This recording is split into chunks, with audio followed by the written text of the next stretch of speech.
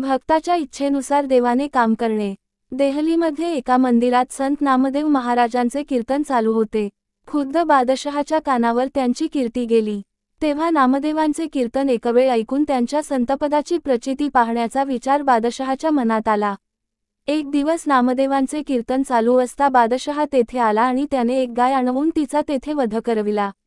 नंतर त्याने नामदेव महाराजांना सांगितले, जर ही मेलेली गाय जिनवत करून उठवशील तरच तू खरा साधू, नाहीतर तुझा शिरच्छेद करीन।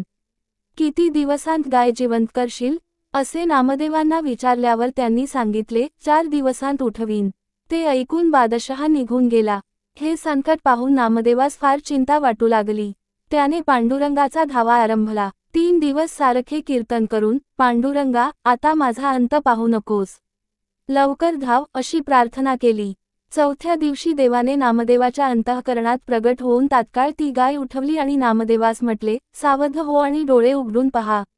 तेव्हा नामदेव म्हणाला, देवा, 4 दिवसांपर्यंत तू माझा अंत का पाहिलास? तेव्हा विठोबा म्हणाला, नाम्या, आताच गाय उठवतो, असे तू म्हणाला असतास तर मी त्याच वेळी येऊन ती गाय उठविली असती, परंतु तू 4 दिवसांची मुदत घेतलीस, म्हणून मला थांबणे भाग पडले। मी तुम्हा भक्तांच्या अधीन आहे। जसे तुम्ही बोलाल तसे मी त्याच वेळी केल्या वाचून राहणार नाही। गाय जिवंत झाल्याची पाहताच बादशहाचा अहंकार गळून पडला आणि तो नामदेवास शरण गेला। तात्पर्य: दृढ श्रद्धा आणि भक्ती असल्यास संकटकाळी परमेश्वर धावून येतोच। याविषयी थोडासुद्धा संशय मनी बाळगू नये।